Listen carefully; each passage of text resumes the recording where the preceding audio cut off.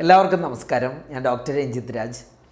ഇന്ന് നമ്മൾ സംസാരിക്കുന്നത് നമ്മുടെ ഇംഗ്ലീഷ് ഫോർ ബിസിനസ് സീരീസിലെ മറ്റൊരു വീഡിയോ ആണ്. ഈ വീഡിയോയിലൂടെ നമ്മൾ ഉദ്ദേശിക്കുന്നത് മാർക്കറ്റിംഗ് ബ്രോഷർ അല്ലെങ്കിൽ സെയിൽസിനെ സപ്പോർട്ട് ചെയ്യുന്ന ബ്രോഷറൊക്കെ നിങ്ങളുടെ സ്ഥാപനത്തിൽ സെറ്റ് ചെയ്യുന്ന സമയത്ത് ചില ഇംഗ്ലീഷ് വാക്കുകൾ വളരെയധികം ഹെൽപ്ഫുള്ളായിട്ടുള്ളതുണ്ട്. ആ വാക്കുകൾ വളരെ ഭംഗിയായിട്ട് മനസ്സിലാക്കി വെക്കുകയും അല്ലെങ്കിൽ ആ ടെർമിനോളജികൾ നമ്മൾ ഈ ബ്രോഷറൊക്കെ സെറ്റ് ചെയ്യുന്ന സമയത്ത് ഭംഗിയായിട്ട് ഉപയോഗിക്കുന്നു എന്ന് ഉറപ്പുവരുത്തുന്നതും വളരെ ഇമ്പോർട്ടൻ്റ് ആണ്.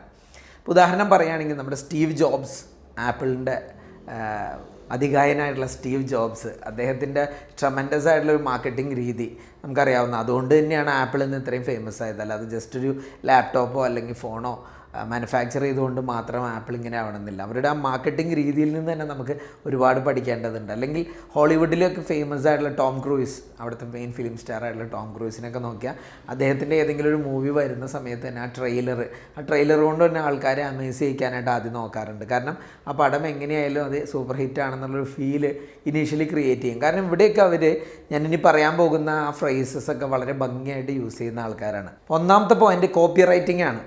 കോപ്പി റൈറ്റിംഗ് എന്ന് പറഞ്ഞാൽ എന്താണ്? അതൊരു സ്കില്ലാണ്.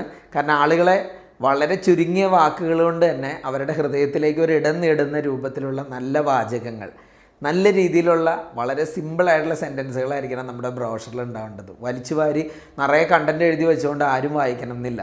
വളരെ സിമ്പിളായിട്ട് ആളുകൾക്ക് ഇൻട്രസ്റ്റ് ജനിപ്പിക്കാവുന്ന, നമ്മുടെ ടാർഗറ്റ് കസ്റ്റമർ ആരാണോ അവർക്ക് നമ്മുടെ ബ്രോഷർ കിട്ടുമ്പോൾ പെട്ടെന്ന് നമ്മുടെ പ്രൊഡക്റ്റിനെയോ സർവീസിനെയോ പറ്റി വളരെ സിമ്പിൾ വേർഡ്സിൽ കാര്യങ്ങൾ മനസ്സിലാക്കാൻ പറ്റുന്ന രീതിയിൽ എഴുതാൻ പറ്റുന്ന ആളുകൾ നമ്മുടെ ടീമിൽ ഉണ്ടാവുക. അല്ലെങ്കിൽ നമ്മൾ അത്തരത്തിലുള്ള ആളുകളെയോ ഏജൻസികളെയോ ഹയർ ചെയ്യുക. അപ്പോൾ കോപ്പി റൈറ്റിംഗ് ആണ് ബ്രോഷർ ക്രിയേഷനിൽ വളരെയധികം ശ്രദ്ധിക്കേണ്ട ഒന്നാമത്തെ കാര്യം. രണ്ടാമത്തെ കാര്യം 5 സെക്കൻഡ് പഞ്ച് ലൈനാണ്. 5 സെക്കൻഡിലുള്ള പഞ്ച് ലൈൻ. വാഷിംഗ് പൗഡർ നിർമ്മ എന്നൊക്കെ പറയുന്നത് പോലെ വളരെ സിമ്പിളായിട്ട് ആൾക്കാർക്ക് കാര്യം മനസ്സിലാവണം. പിന്നീട് അവരുടെ മനസ്സിൽ ഇങ്ങനെ റീകോൾ ചെയ്യാനൊക്കെ എളുപ്പമായിരിക്കണം. അപ്പോൾ മാർക്കറ്റിംഗ് ബ്രോഷറിലുള്ള പഞ്ച് ലൈൻ കാണുമ്പോൾ തന്നെ വളരെ സിമ്പിളായിട്ട് ആളുകൾക്ക് മനസ്സിലാവേണ്ടതുണ്ട് എന്താണ് നമ്മൾ ചെയ്യുന്നത്, എന്താണ് മാർക്കറ്റിലേക്ക് നമ്മൾ കൊടുക്കുന്ന സന്ദേശം. Developing your business is our business എന്നുള്ളതാണ് ഞങ്ങൾ പാഡിലിനെ സംബന്ധിച്ചിടത്തോളം ഉള്ള പഞ്ച് ലൈൻ. അപ്പോൾ അതുപോലെ വളരെ സിമ്പിളായിട്ടുള്ള വാക്കുകളിൽ എന്താണ് നമ്മൾ ചെയ്യുന്നത്, എന്ത് സർവീസ് അല്ലെങ്കിൽ എന്ത് പ്രൊഡക്റ്റാണ് നമ്മൾ കൊടുക്കുന്നതെന്ന് വളരെ ഭംഗിയായിട്ട് മനസ്സിലാക്കാൻ പറ്റുന്ന 5 സെക്കൻഡിൽ വായിക്കാവുന്ന പഞ്ച് ലൈനാണ് വളരെ ഇമ്പോർട്ടൻറ്റ്. പിന്നെ മൂന്നാമത്തെ കാര്യം ദ ഓഫർ. ഈ ഓഫറിനെ പറ്റി ഞാൻ ഇതിനു മുമ്പും നമ്മുടെ ഇംഗ്ലീഷിലെ 10 പ്രധാനപ്പെട്ട വാക്കുകൾ സെയിൽസിനെ സപ്പോർട്ട് ചെയ്യുന്നത് പറഞ്ഞപ്പോഴും ഓഫറിനെ പറ്റി പറഞ്ഞിരുന്നു. ഇവിടെ ഇത് പറയാൻ കാരണം മാർക്കറ്റിംഗ് ബ്രോഷറിലാണെങ്കിലും 50% ഓഫ്, 70% ഓഫ് എന്നൊക്കെ കാണുമ്പോൾ നമ്മുടെ മാർക്കറ്റിംഗ് മെറ്റീരിയലിൽ പെട്ടെന്ന് ശ്രദ്ധ ആകർഷിക്കും. പലപ്പോഴും നമ്മൾ കാണാറുണ്ട് സൂപ്പർ മാർക്കറ്റ്സും അല്ലെങ്കിൽ റീറ്റെയിൽ ഷോറൂമുകളൊക്കെ അവരുടെ റെഗുലറായിട്ട് അവരുടെ മാർക്കറ്റിംഗ് കൊളാറ്ററൽസ്, മാർക്കറ്റിംഗ് മെറ്റീരിയലുകളൊക്കെ അയക്കുന്ന സമയത്ത് നമ്മുടെ അടുത്തേക്ക് സെൻഡ് ചെയ്യുമ്പോൾ ഈ ഓഫ് 70% ഓഫ്, 50% ഓഫ് എന്നൊക്കെ പറയുമ്പോൾ ആ കണ്ടൻറ്റിലേക്ക് ആളുകളുടെ ശ്രദ്ധ പോകാനുള്ള സാഹചര്യം വളരെ കൂടുതലാണ്. നാലാമത്തെ കാര്യം കമ്പനി പ്രൊഫൈലാണ്. പ്രൊഫൈൽ എന്ന് പറയുമ്പോൾ ഒരു മാർക്കറ്റിംഗ് ബ്രോഷർ നമുക്കറിയാം പലപ്പോഴും ഒരു പേജ് ആയിരിക്കില്ല, ഒരു 3 to 4 പേജെങ്കിലും മിനിമം കാണും. അപ്പോൾ അതിൻ്റെ അകത്ത് കമ്പനിയുടെ പ്രൊഫൈൽ അല്ലെങ്കിൽ കമ്പനിയെ പറ്റിയുള്ള ഒരു ഉള്ളടക്കം വളരെ ഇമ്പോർട്ടൻ്റ് ആണ്. അബൌട്ട് യുവർ ബിസിനസ് അല്ലെങ്കിൽ കമ്പനിക്ക് കിട്ടിയിട്ടുള്ള അവാർഡ്സ് ആയിരിക്കാം, നമ്മുടെ പ്രധാന കസ്റ്റമേഴ്സിനെ പറ്റി അറിയാം, നമ്മൾ എത്ര വർഷമായിട്ട് ബിസിനസ് ചെയ്യുന്നു എന്നുള്ള കാര്യമായിരിക്കാം, നമ്മുടെ ഫൗണ്ടേഴ്സിനെ പറ്റി ആയിരിക്കാം, ചിലപ്പോൾ മാനേജ്മെൻറ്റ് അംഗങ്ങളെ പറ്റി ആയിരിക്കാം, അല്ലെങ്കിൽ നമുക്ക് എന്തൊക്കെ അച്ചീവ്മെൻറ്റ്സ് കിട്ടിയിട്ടുണ്ടോ അതെല്ലാം ആ കമ്പനി പ്രൊഫൈലിൽ കാണിച്ചിട്ടുണ്ടാവും. അഞ്ചാമത്തെ കാര്യം about your product or service. എന്താണ് നമ്മുടെ പ്രൊഡക്റ്റും സർവീസസും അതിനെപ്പറ്റിയുള്ള വിവരണം. ഇവിടെയും നമ്മളൊരു 5 സെക്കൻഡ് റൂള് മനസ്സിലാക്കേണ്ടതുണ്ട്. നമുക്കൊരു 5 സെക്കൻഡേ കിട്ടുള്ളൂ ആളുകളുടെ ശ്രദ്ധ. ആ സമയത്ത് തന്നെ അക്കമിട്ട രീതിയിൽ നമ്മൾ ചെയ്യുന്ന പ്രൊഡക്റ്റോ സർവീസോ എന്താണോ അതിനെ വ്യക്തമായി കാറ്റഗറൈസ് ചെയ്ത് ആളുകളുടെ മുമ്പിൽ അവതരിപ്പിക്കുക.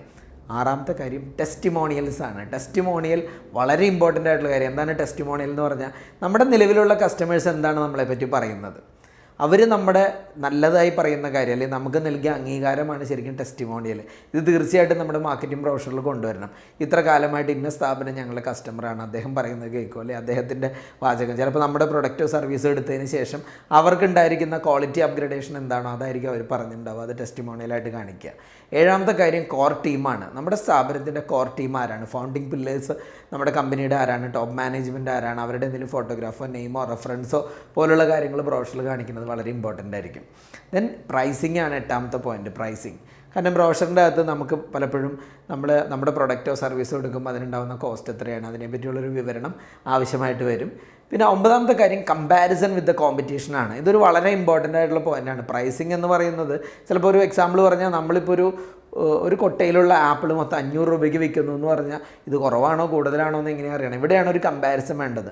മറ്റ് ഷോപ്പിൽ 750 രൂപയ്ക്ക് കിട്ടുന്ന ഒരു സംഭവം നമ്മുടെ അടുത്ത് 500 എന്ന് പറയുമ്പോൾ ആ ഡിഫറൻസ് പെട്ടെന്ന് മനസ്സിലായി. അപ്പോൾ നോർമലി ഓട്ടോമൊബൈലിലൊക്കെ നമ്മൾ കാണാറുണ്ട്, ഒരു കാർ ഇറങ്ങുന്ന സമയത്ത് അവരുടെ കോമ്പറ്റീറ്റർ സെഗ്മെൻറ്റിലുള്ള വണ്ടികളുടെ ഫീച്ചേഴ്സും പ്രൈസും എല്ലാമായിട്ട് ഡിഫറൻഷ്യേറ്റ് ചെയ്തുകൊണ്ടായിരിക്കും ഒരു ബ്രോഷർ തന്നെ ചെയ്യുന്നത്. ഇന്ന സെഗ്മെൻറ്റിൽ ഇന്ന കമ്പനിയുടെ ആ വണ്ടിയേക്കാൾ ഇന്ന ഫീച്ചേഴ്സ് ഇതിന് കൂടുതലുണ്ട്, ഇത്ര പ്രൈസ് ഡിഫറൻസ് ഉണ്ട്, അല്ലെങ്കിൽ ഇത്ര ഫ്യൂൽ എഫിഷ്യൻസി കൂടുതലുണ്ടെന്ന് പറഞ്ഞ് ഡയറക്റ്റ്ലി കൊടുക്കുന്നതാണ്. ഇതൊക്കെയാണ് കമ്പാരിസൺ വിത്ത് കോമ്പറ്റീഷൻ എന്നുകൊണ്ട് ഉദ്ദേശിക്കുന്നത്. And last one is FAQs, frequently ask questions.